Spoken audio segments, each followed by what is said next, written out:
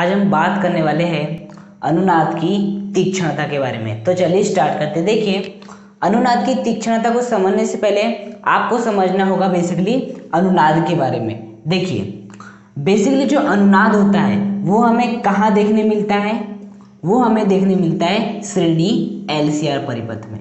कहाँ देखने मिलता है? श्रेणी LCR परिपथ में देखने मिलता है। और कब देखने मिलता है? जब आपका IM का मान अधिकतम करने के लिए, किसका मान अधिकतम करने के लिए? IM का मान अधिकतम करने के लिए हम जो आपका √R² plus L omega minus 1/C omega के होल स्क्वायर को कम करते हैं, तब स्थिति में हमें क्या प्राप्त होता है? अनुनाद प्राप्त होता है। इतनी बात आप सभी जानते हैं। तो देखो, बेसिकली अनुनाद की स्थिति क्या होती है? जब आपका L ओमेगा किसके बराबर हो जाता है? 1/C ओमेगा के बराबर हो जाता है। बेसिकली जब आपका L ओमेगा 1/C ओमेगा के बराबर हो जाएगा तो टर्म कैंसिल हो जाएगी। तो बेसिकली ये मान पूरी तरह से खत्म हो जाएगा और ये मान यदि पूरी तरह से समाप्त हो गया तो बेसिकली R ही बचेगा। और बेसिकली हमें कम से कम मान प्राप्त, इसका मान कम से कम प्राप्त होगा, और यदि इसका मान कम से कम प्राप्त होगा तो IM का मान क्या होगा? अधिक से अधिक प्राप्त होगा। इसलिए कहा जाता है कि L ओमेगा यदि 1/C ओमेगा के बराबर होता है तो यही होती है आपकी अनुनाद की कंडीशन। अर्थात यहाँ से यदि मैं ओमेगा स्क्वायर की वैल्यू निकालूँ तो वो कितनी आ जाएगी? 1/LC। ओमेगा इधर आ जाएगा, ओमेगा स्क्वायर बन जाएगा, L इधर चले जाएगा, LC बन जाएगा। तो यहाँ से ओमेगा की वैल्यू कितनी आ जाएगी? 1/√LC। इसका भी अंडर रूट ले लेंगे, इसका भी अंडर रूट ले लेंगे, तो क्या हो जाएगा? 1/LC, जिसे हम 1/√LC लिख सकते हैं। और 2 से कैंसिल तो क्या हो जाएगा? आपका बेसिकली ओमेगा आ जाएगा। इतनी बात आपको बेसिकली समझ में आई। अब यहाँ पर यदि मैं ये बेसिकली क्या होता है? आपका आवर्त काल होता है। बेसिकली ये क्या होता है? आपका कोणीय वेग होता है।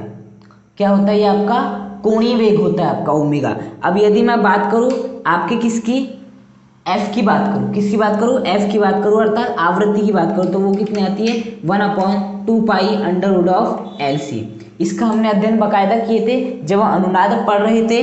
तो बेसिकली ये क्या कहलाती है? अनुनादी आवृत्ति। मतलब यदि आपके प्रत्यावर्ती जो वोल्टता है उसकी यदि आवृत्ति इतनी हो, यदि उसकी आवृत्ति इतनी हो जाए तो आपका L ओमेगा 1/C ओमेगा के बराबर हो जाएगा। यदि L ओमेगा 1/C ओमेगा का मान के बराबर हो जाएगा तो इसका मान कम से कम प्राप्त होगा। और यदि इसका मान कम से कम प्राप्त होगा तो धारा का मान अधिक से अधिक प्राप्त होगा। और यदि धारा का मान अधिक से अधिक प्राप्त होगा तो हमें अनुनाद प्राप्त हो जाएगा। इतनी बात आप जानते हो। तो बेसिकली अनुनाद क्या होता है? जिसमें आपका L ओमेगा 1/C ओमेगा के बराबर होता है, साथ ही साथ जो आपका ओमेगा है वो 1/LC के बराबर होता है, और जो आपका F है वो किसके बराबर होता है? 1/2π√LC के बराबर होता है। तो इतनी बातों को आपको अच्छे से याद रखना है यदि अनुनाद की तीक्ष्णता को आपको बहुत अच्छे से समझना है तो। ओके, तो अब हम क्या करते हैं? इन्हीं फॉर्मूले की सहायता से, ये जो आपका फॉर्मूला है IM बराबर क्या है आपका?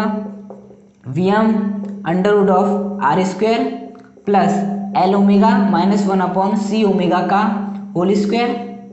ये वाला formula L omega is equal to 1/C omega, ये वाला formula F is equal to 1/2π√LC, और आपका ये वाला फॉर्मूला omega is equal to 1/√LC। इन फॉर्मूले की मदद से आप आसानी से समझ सकते हैं अनुनाद की तीक्ष्णता बेसिकली क्या होती है। देखिए, अनुनाद की तीक्ष्णता को यदि समझना है तो हमें एक अनुनादी वक्र बनाना पड़ेगा। बेसिकली क्या बनाना पड़ेगा? इस प्रकार से एक अनुनादी वक्र बनाना पड़ेगा। इसे कहते हैं अनुनादी वक्र। ये बेसिकली किसके बीच में बनता है? ये बनता है आपके IM के बीच में और बेसिकली आपकी आवृत्ति के बीच में, जो कि क्या होती है? आपकी स्मॉल f। किस किस के बीच बनता है? IM और स्मॉल f के बीच में बनता है। अब बेसिकली यहाँ पर बात को समझने का प्रयास कीजिएगा। ये जो आपका F हमें प्राप्त हुआ है, ये जो हमें आपका F प्राप्त हुआ है वो कहाँ से प्राप्त हुआ है? ऑब्वियस सी बात है, उसे हमने ओमेगा से। देखिए, जब हम अनुनाद की स्थिति की बात करें तो सबसे पहले हमने ओमेगा की वैल्यू निकाले। इस ओमेगा की वैल्यू से हमने किसकी वैल्यू निकाले? F की वैल्यू निकाले। अर्थात हम ऐसा कह सकते हैं, हम ये जो आपकी आवृत्ति की बात करेंगे ये बेसिकली क्यों कर पाएंगे? क्योंकि आपका कोणीय वेग होगा। ये वाला आपका क्या होगा? कोणीय वेग होगा। ओके, इतनी बात समझ में आती है। तो हम ग्राफ किसके बीच में खींचने वाले? IM और स्मॉल f के बीच में खींचने वाले, जो कि बेसिकली क्या है? होती है आपकी आवृत्ति होती है। क्या होती है? बेसिकली आपकी आवृत्ति होती है। और ना, जब हम इस ग्राफ एफ और आई के बीच का ग्राफ बनाएंगे, आई एम और एफ के बीच का ग्राफ बनाएंगे, तो हम जब भी एफ को काम में लेंगे वो बेसिकली होगी आवृत्ति, लेकिन हम वहां पर थोड़ा थोड़ा उपयोग किसका करेंगे, ओमेगा का भी उपयोग करेंगे। अब किस प्रकार करेंगे आप देख सकते हैं आगे। देखो अब बेसिकली हमें क्या करना है, ग्राफ खींचना है, तो किस प्रकार से खींच सकते हैं, देखिए बेसिकली ये वो बिंदु होता है जहां पर आपका आई एम का भी मान 0 होता है और एफ का भी मान 0 होता है। क्या यहाँ पर वो देखने को मिल रहा है, वो देखेंगे। देखो बेसिकली जब हम इस एफ का मान 0 रखते हैं, किसका मान 0 रखते हैं, एफ का मान 0 रखते हैं। एफ कहाँ से प्राप्त हुआ है, इस ओमेगा से ही प्राप्त हुआ है। तो हम क्या कर सकते हैं बेसिकली आपका, क्यों एफ का मान 0 होगा तो मैं क्यों बोल रहा हूँ कि ओमेगा का मान 0 होगा, क्यों, क्योंकि ओमेगा बराबर कितना होता है, 2 पाई एफ होता है। अब यदि एफ यदि 0 होगा, एफ का मान यदि 0 होगा तो ओमेगा भी क्या हो जाएगा, 0। मतलब कि एक प्रकार से बोल सकते कि एफ यदि 0 है मतलब आपका क्या 0 है, ओमेगा 0 है। और यदि ओमेगा 0 है तो बेसिकली यहाँ पर रखिए कितना आएगा आपका मान, देखिए Vm upon under root of R square plus L. Omega क्या है आपका 0 है क्योंकि आपका एफ 0 है, अभी यहाँ पर देख रहे हैं, माइनस 1 अपॉन सी। ओमेगा क्या है आपका 0 है क्योंकि एफ 0 है, बेसिकली इसका क्या आ जाएगा स्क्वायर। सी इंटू 0 कितना होता है, 0 होता है। 1 अपॉन 0 की वैल्यू कितनी होती है आपकी, इन्फिनिटी की होती है। और यदि इन्फिनिटी में आप किसी को भी जोड़ते हो तो आपको क्या प्राप्त होता है, इन्फिनिटी प्राप्त होता है। इन्फिनिटी का स्क्वायर भी इन्फिनिटी होता है। इन्फिनिटी में से आप आर स्क्वायर को जोड़ोगे घटाओगे आपको इन्फिनिटी ही मिलने वाला है, और यदि इन्फिनिटी का वर्ग लोगे तो आपको इन्फिनिटी ही मिलने वाला है। तो बेसिकली आई एम क्या आ गया, वी एम अपॉन इन्फिनिटी, और वी एम अपॉन इन्फिनिटी की वैल्यू कितनी होती है, 0 होती है। मतलब जब आपकी आवृत्ति का मान 0 होगा तो आपके ओमेगा का मान 0 होगा, और यदि ओमेगा का मान 0 होगा तो आई एम का भी मान क्या होगा, 0 होगा। मतलब कि यहाँ पर आपका आई एम भी 0 होगा और आपका एफ भी क्या होने वाला है, 0 होने वाला है। अब बेसिकली हम क्या करेंगे, अभी ये एफ की वैल्यू कितनी थी, 0 थी, तो आई एम भी 0 आया। अब हम एफ की वैल्यू धीरे धीरे क्या करेंगे, बढ़ाएंगे। अभी जो एफ की वैल्यू है वो हम क्या करेंगे, धीरे धीरे बढ़ाएंगे। ओके, तो देखो जैसे जैसे मैं एफ की वैल्यू धीरे धीरे बढ़ाते जाता हूँ तो देखिए जो आपका ग्राफ है वो कुछ इस प्रकार से प्राप्त होता है, इस प्रकार से प्राप्त होता है। तो इस प्रकार से आपको प्राप्त होता है। तो देखिए ये जो है आपका, ये जो है वो इस ग्राफ का अधिकतम बिंदु है अभी तक की यदि हम बात करें, देखो 0, जब हम मूल बिंदु की बात करें तो f 0 था तो आई एम भी 0 था। लेकिन जैसे जैसे हमने f के मान को 0 से 1 किए, 1 से 2 किए, 2 से 3, 3 से 4 किए, तो देखिए आपका f का मान बढ़ रहा है, साथ ही साथ धारा का भी मान बढ़ रहा है। देखो f का मान बढ़ रहा है, धारा का भी मान बढ़ रहा है, f का मान बढ़ रहा है, धारा का मान। देखो पहले f 0 था तो आई एम भी 0 था। अब जैसे जैसे f बढ़ रहा है धारा भी बढ़ रही है, जैसे जैसे f बढ़ रहा है धारा भी बढ़ रही है, जैसे जैसे f बढ़ रहा है धारा भी बढ़ रही है, जैसे जैसे f बढ़ रहा है धारा भी बढ़ रही है। हमें क्या देखने मिल रहा है कि ये वाला जो बिंदु है, ये वाले बिंदु पर, आपके ये वाले बिंदु पर जो आपकी धारा है, यहाँ पर हमने क्या ली, बेसिकली आई एम अर्थात धारा लिए, तो ये वाले बिंदु पर हमें धारा का क्या मिल रहा है, अधिकतम मान प्राप्त हो रहा है।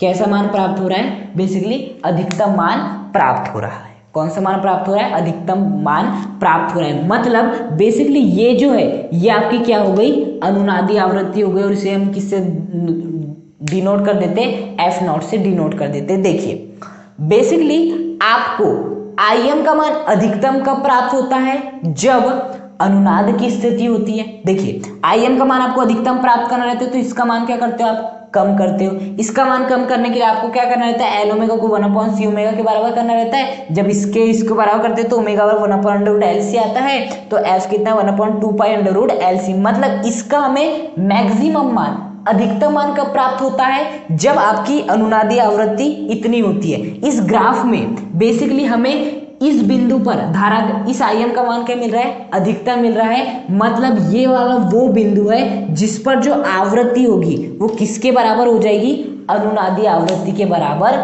हो जाएगी। किसके बराबर हो जाएगी, अनुनादी आवृत्ति के बराबर हो जाएगी। देखिए अनुनादी आवृत्ति पर जो आपकी धारा का मान होता है, आई एम का मान होता है, वो अधिकतम होता है। अब इस ग्राफ में हमें देखने में कि इस बिंदु पर धारा का मान अधिकतम हो गया, मतलब कि ये वो बिंदु है जिस पर आपकी आवृत्ति का मान अनुनादी आवृत्ति के बराबर हो गया है। अब इसके बाद जब हम मान को बढ़ाते हैं F0 से और आगे जाते हैं तो हमें क्या देखने मिलता है, ये जो आपका ग्राफ है वो कुछ इस प्रकार से नीचे आने लगता है ये। ओके, तो यहां से हमें क्या देखने मिला कि जब आपका F 0 था तो Im भी 0 था। जैसे जैसे हमने F को बढ़ाए, जैसे जैसे हमने F को बढ़ाए तो I भी बढ़ा था, जैसे जैसे F को बढ़ाए I भी बढ़ा था, बढ़ाए बढ़ाए बढ़ाए बढ़ाए I भी बढ़ा था, I भी बढ़ा था, I भी बढ़ा था, I भी बढ़ा था, I भी बढ़ा था। यहाँ पर आते में क्या मिला कि यहाँ पर आते ही हमें एक ऐसा बिंदु प्राप्त हुआ जो कि इस ग्राफ का सबसे उच्चतम बिंदु है, मतलब कि इस बिंदु के संगत धारा का मान सबसे हमें अधिक प्राप्त होगा। और ये किस आवृत्ति पे देखने मिल रहा है, इस F0 आवृत्ति पे मिल रहा है। तो ये F0 आवृत्ति किसके बराबर हो जाएगी, आपके इस अनुनादी आवृत्ति के बराबर हो जाएगी। किसके बराबर हो जाएगी, इस अनुनादी आवृत्ति के बराबर हो जाएगी बेसिकली। तो ये जो है आपकी अनुनादी आवृत्ति हो गई। इसके बाद यदि हम अनुनादी आवृत्ति से और आगे बढ़ते हैं, और आगे बढ़ते हैं तो देखिए हम आगे बढ़ रहे हैं, हम आगे बढ़ रहे हैं, लेकिन क्या हो रहा है, धारा का मान कम हो रहा है। हम आगे बढ़ रहे हैं लेकिन धारा का मान क्या हो रहा है, कम हो रहा है। हम आगे बढ़े लेकिन धारा का मान कम हो रहा है। मतलब अनुनादी आवृत्ति एक ऐसी आवृत्ति जिस पर धारा का मान अधिकतम प्राप्त होता है। यदि उससे हम मान बढ़ाते भी है तो धारा का मान घट रहा है। यदि हम 0 से आगे भी जाते हैं, देख आप ऐसे समझ सकते हो, जब हम 0 से आगे बढ़ते हैं तो आपका धारा का मान बढ़ता है बढ़ता है बढ़ता है बढ़ता है बढ़ता है, लेकिन अनुनादी आवृत्ति पर सर्वाधिक प्राप्त होता है। यदि हम अनुनादी आवृत्ति से और अधिक बढ़ते हैं तो आपका जो ग्राफ है वो क्या होने लगता है, मतलब कि जो धारा का मान है वो फिर से घटने लगता है। तो इस वक्र को क्या कहा जाता है, अनुनादी वक्र कहा जाता है। क्या कहा जाता है, अनुनादी वक्र कहा जाता है। हालांकि अभी पूरा नहीं हुआ है, मैं आपको बताऊंगा। ओके, अनुनादी वक्र अभी पूरा नहीं हुआ है। देखिए तो ये जो हमने ग्राफ बनाए हैं, ये एक ऐसे पदार्थ का ग्राफ बनाए हैं जिसका जो प्रतिरोध था वो कितना था, R1 था। इसका जो प्रतिरोध था वो कितना था, R1 था। आप ऐसा मान सकते हो ये एक पदार्थ है जिसका प्रतिरोध R1 है। उस प्रतिरोध R1 के लिए जो आपको ग्राफ मिलेगा वो कुछ इस प्रकार से मिलने वाला है। अब हमने एक और पदार्थ लिए है और वो जो आपका पदार्थ है वो है लगभग ये आपका जो दूसरा पदार्थ है, ये वाला पदार्थ है। और इस पदार्थ का जो आपका प्रतिरोध है वो कितना है, बेसिकली आपका R2 है ना। इस पदार्थ का जो प्रतिरोध कितना है, R2 है। इस पदार्थ का प्रतिरोध R1 था तो उसके लिए ग्राफ ऐसा प्राप्त हुआ। अब इसका प्रतिरोध बेसिकली क्या है, सॉरी इसका नहीं, इसका प्रतिरोध क्या है, बेसिकली R2 है। तो अब हम क्या देखने वाले हैं, इसके लिए कैसा ग्राफ प्राप्त होगा, इस पदार्थ के लिए जिसका प्रतिरोध R2 है तो उसका ग्राफ कैसे प्राप्त होगा। देखिए उसका ग्राफ हमें किस प्रकार से प्राप्त होगा, उसका ग्राफ यदि आप गौर करोगे ना तो आपका ग्राफ कुछ इस प्रकार से प्राप्त होगा।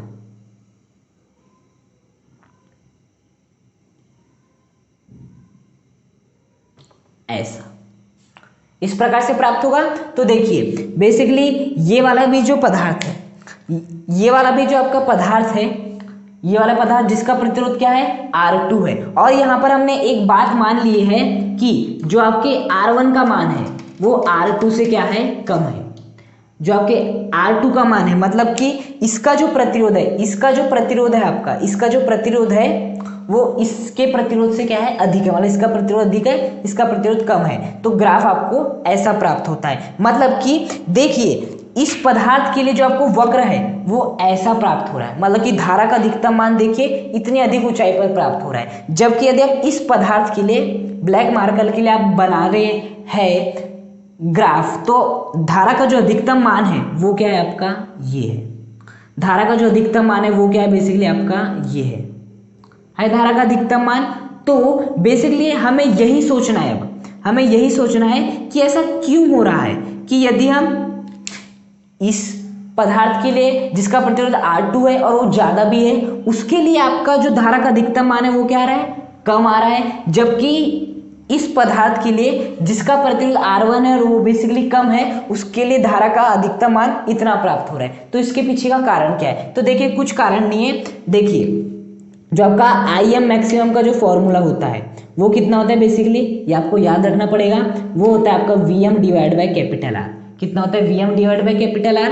तो यदि कैपिटल R का मान क्या होगा, कम होगा, कैपिटल R का मान कम होगा तो बेसिकली किसका मान अधिक होगा, ऑब्वियस सी बात है इसका मान अधिक होगा। तो बताओ इस R1 और R2 में किसका मान कम है, अब इस बात R1 का मान कम है। अब यदि R1 का मान कम है तो आपके Im मैक्सिमम का मान क्या होगा, ज्यादा होगा, इसलिए इसका प्रतिरोध कम, इस पदार्थ का प्रतिरोध कम होने के कारण इसके लिए जो Im का मान है देखिए इतना बड़ा आया है, इतना बड़ा Im का मान है, जबकि इस पदार्थ का प्रतिरोध R2 था जो कि ज्यादा था। अब यदि आपका क्या ज्यादा होगा, प्रतिरोध ज्यादा होगा, क्या ज्यादा होगा, प्रतिरोध ज्यादा होगा, तो Im मैक्सिमम का मान क्या होगा, कम होगा, इसीलिए इसका प्रतिरोध ज्यादा था, इसके लिए जो Im मैक्सिमम का मान आएगा वो क्या आएगा, कम से कम आएगा। और आप देख भी सकते हो केवल इतू सा मान आया है, केवल कितू सा मान आया है, इतू सा मान आया है, किसके लिए, आपके केवल इतू सा मान आया है आपके Im मैक्सिमम के लिए। ओके, तो यहाँ से आप समझ सकते हैं कि यदि हम प्रतिरोध के मान को अधिक रखते हैं तो बेसिकली Im मैक्सिमम का मान कम प्राप्त होता है, देख सकते हैं,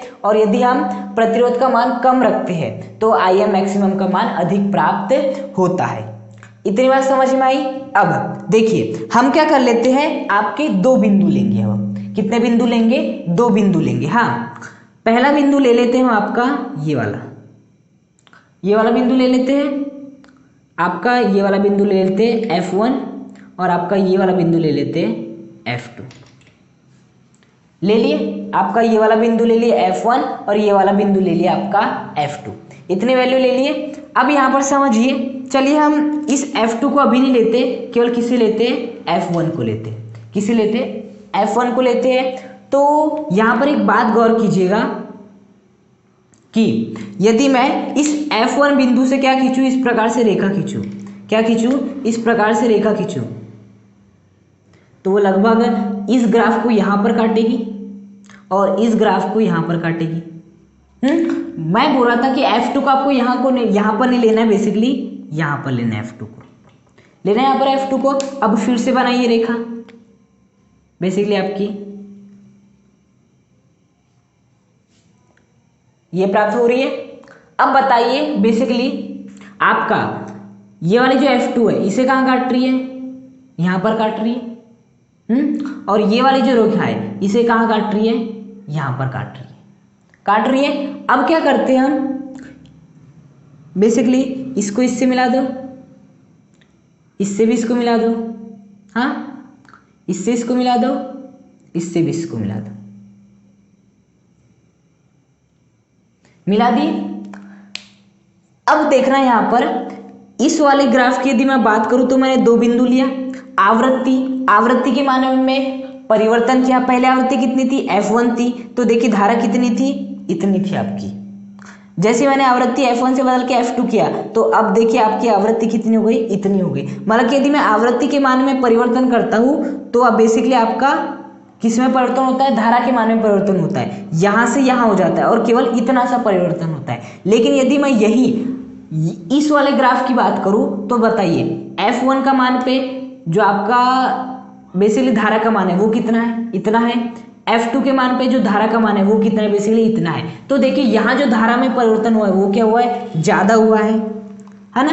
इस ग्राफ के लिए F1 और F2 के मान रखने पर जो आपका परिवर्तन हुआ है धारा के मान में वो अधिक हुआ है, जबकि यहाँ पर धारा के मान में जो परिवर्तन हुआ है वो क्या हुआ है, बहुत ही कम हुआ है, केवल इतू सा परिवर्तन हुआ है। देखिए F1 इस ग्राफ की बात करूं तो F1 ये प्राप्त हो गया, F2 ये प्राप्त हो गया, इतू सा परिवर्तन केवल। लेकिन यदि मैं इस ग्राफ की बात करूं तो F1 पर यहां तक आ रही थी धारा और F2 पर धारा आपकी यहां तक आ रही थी। तो देखिए इतना परिवर्तन हुआ है। मतलब कि हम कोणीय आवृत्ति, मतलब कि बेसिकली आवृत्ति के मान में यदि हम परिवर्तन करते तो इस ग्राफ के लिए जो आपके धारा के मान में परिवर्तन है वो बहुत ही कम हो रहा है। जबकि यदि मैं इस ग्राफ की बात करूं तो इसमें यदि हम आवृत्ति के मान में परिवर्तन करते हैं, F1 से F2 करते हैं, तो धारा के मान में बहुत अधिक का परिवर्तन आता है। तो यदि आवृत्ति के मान में परिवर्तन करने पर धारा के मान में अधिक परिवर्तन आता है तो जो आपका ग्राफ होता है, जो आपका अनुनाद होता है वो बेसिकली क्या कहलाता है, तीक्ष्ण कहलाता है।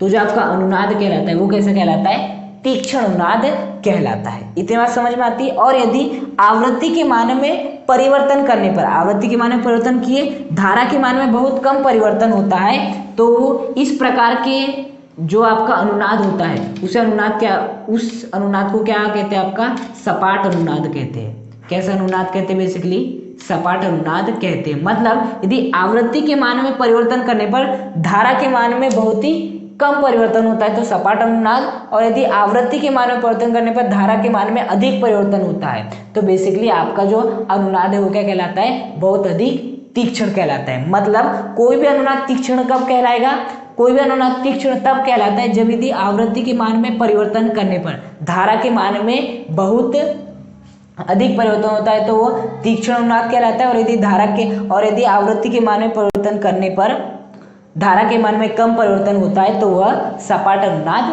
कहलाता है। तो यदि हम अनुनाद की तीक्ष्णता को समझना चाहें तो बेसिकली अनुनाद की तीक्ष्णता का तात्पर्य इस बात से होता है कि आवृत्ति के मान में परिवर्तन करने पर धारा के मान में कितना परिवर्तन होता है। हाँ, अनुनाद की तीक्ष्णता से तात्पर्य इस बात से है कि आवृत्ति के मान में परिवर्तन करने पर धारा के मान में कितना परिवर्तन होता है। यदि धारा के मान में अधिक परिवर्तन होता है तो तीक्ष्ण अनुनाद, और यदि धारा के मान में कम परिवर्तन होता है तो सपाट अनुनाद कहलाता है। अब देखिए तीक्ष्ण अनुनाद किसका है, बेसिकली इसका है। और देखिए ये जो तीक्ष्ण अनुनाद हमें मिल रहा है कब मिल रहा है, जब आपके प्रतिरोध R1 का मान क्या है, कम है। जबकि सपाट अनुनाद कब प्राप्त हो रहा है, जब उसका जो प्रतिरोध R2 है वो कैसा है, अधिक है। तो हमेशा याद रखना यदि आपके पदार्थ का प्रतिरोध कम है तो जो उसका जो अनुनाद मिलेगा वो कैसे मिलेगा, तीक्ष्ण मिलेगा। मतलब कि आवृत्ति के मान में परिवर्तन करने पर धारा के मान में अधिक परिवर्तन देखने को मिलेगा। इतनी बात समझ में आती है। लेकिन यदि आपके पदार्थ का प्रतिरोध बेसिकली यहाँ जो R2 वो कैसा हो, ज्यादा हो, तो आवृत्ति के मान में परिवर्तन करने पर धारा के मान में उतना अधिक परिवर्तन नहीं होता है, जिसके कारण ये क्या कहलाता है, सपाट अनुनाद कहलाता है। मतलब प्रतिरोध जितना अधिक होगा वह उतना ही अधिक सपाट अनुनाद होगा, और प्रतिरोध जितना कम होगा वह अनुनाद उतना ही तीक्ष्ण आएगा। ओके, तो बेसिकली हमने किसके बारे में अध्ययन किया, अनुनाद की तीक्ष्णता के बारे में अध्ययन किए। अब इसी ग्राफ को लेकर हम बेसिकली विशेषता गुणांक के बारे में अध्ययन करने वाले हैं, साथ ही साथ बैंड चौड़ाई के बारे में अध्ययन करने वाले। और जब इन दो टॉपिक को हम पढ़ लेंगे उसके बाद हम समझे कि बेसिकली अनुनाद की तीक्ष्णता के लिए हम डेरिवेशन किस प्रकार से करते हैं। ओके।